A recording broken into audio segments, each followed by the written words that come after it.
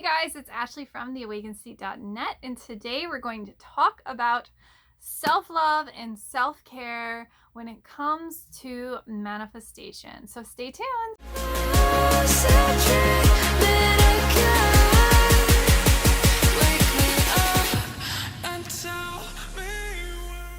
Hey guys, it's Ashley from theawakenseat.net. Today we are continuing on with our How to Manifest series, and we are going to talk about self-love and self-care. So this week we're going to really dive into more of an immaterial topic on manifestation and how we can use manifestation in unconventional ways to better our lives. So when it comes to self-care, one of the most important things we have to think about when it comes to manifestation is really, intentions are everything. Like, intentions are everything. Because what does intentions do? So when it comes to understanding manifestation, like the beginning part of manifesting is always getting intentional. So when you think about whenever you hear people, like saging their house or doing a ritual or creating a moon ritual or doing any of these things, like what is at the crux of that thing is like that ritual, that habit, that thing is intention. It's the intention that they bring to it. So intentions hold the power to radically change our life, because the more that we bring intention to what we do, we start to create consciously in our lives. And it brings like a sense of accountability, a sense of responsibility, a sense of conscious choice to how we show up. So when it comes to manifesting more self-love and self-care, I want you to keep that in mind, because there's a sense of accountability and responsibility that comes with manifesting. And it's about getting clear on really bringing that sense of awareness piece in. So this is going to be really unconventional, because I want you to think about it like this. So your first tip is to look at, what are the ways I'm not giving myself care? What are the ways that I may be either neglecting myself, or maybe I keep putting things off, or maybe I'm having less fun, or, what are the ways that I could give myself more love and care? But first, what are the ways that I'm kind of like really doing the opposite? Like, look at the habits that you have created where you've maybe are neglecting your body, neglecting your health, neglecting positive self-talk. What is going on behind the scenes where maybe you're not talking nice to yourself? Where is it going on behind the scenes where you're not taking time for yourself? Where are you giving too much to other people but not giving time to yourself? And so I think the first tip for really identifying self-care is to first look at what isn't working. Like, what is not working in terms of neglecting myself, not giving myself love, not giving myself care, not giving myself what I need, because that will immediately bring in the awareness to shift it. So because this is an immaterial topic, we have to think more on a mental level, because self-love and self-care is more mental and emotional versus physical.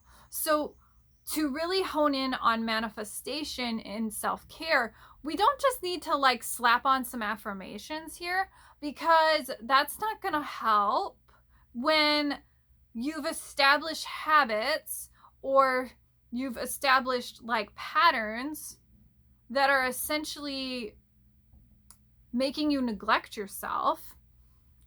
Those things are like looping, and they're in the nervous system, looping in patterns, and you're unconscious to them. So it's actually more important in this regard to look at what is not working. What is not working with how I'm neglecting myself? What is not working with what I'm talking about myself?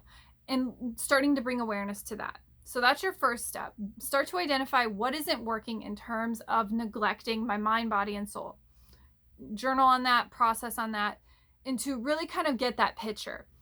Then your second thing is to look at what are the ways that I can start to give myself more love and care, and to start getting intentional about that. So for instance, you can set more intentions around, I always put my needs and desires first for the highest good of all involved. Or I am always choosing to put myself first for the highest good of everyone involved in my life. So instead of focusing on what do I need to shift, what do I need to change, what do I need to heal, instead focus more on intentionally putting yourself first, so that you're literally giving yourself the care and you're putting yourself first to bring in that awareness piece in. And then most importantly, to look at the question I just gave you, which is really looking at what are some ways I can give myself more love and care? What are the things I love to do? What are the things that would make me happy? And start to identify what naturally brings you into that space and state of consciousness, because that will naturally fill you up with what you need. So examples like, I love reading fantasy novels. I love playing video games. Like, I love hot baths. Like, those are things that just naturally bring me into a space of calm and alignment and self-nurture. So what are those things for you?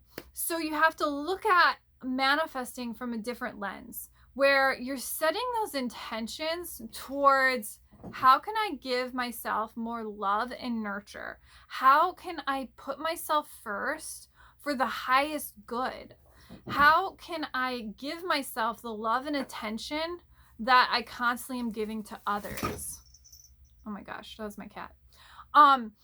And so when you do that, you're kind of changing the channel in the conversation of like, well, this is what I need to heal. This is what I need to do. What you need to do is you need to put yourself first and fill up your well.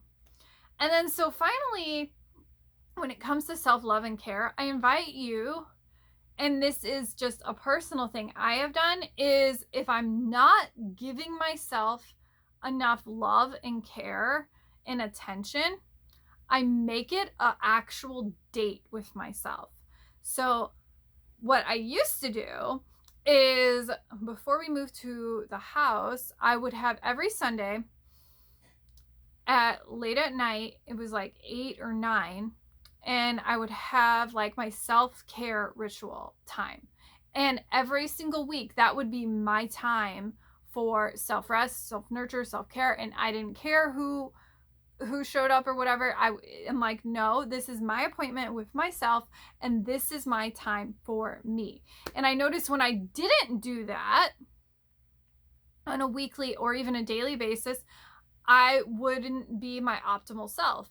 And so I invite you to explore, if you're not having the time for yourself, if you're not having the time for self-love and care and nurture and happiness and pleasure and being your most optimal self, to create a date for yourself, either weekly or daily, or even, no, not monthly, weekly or daily.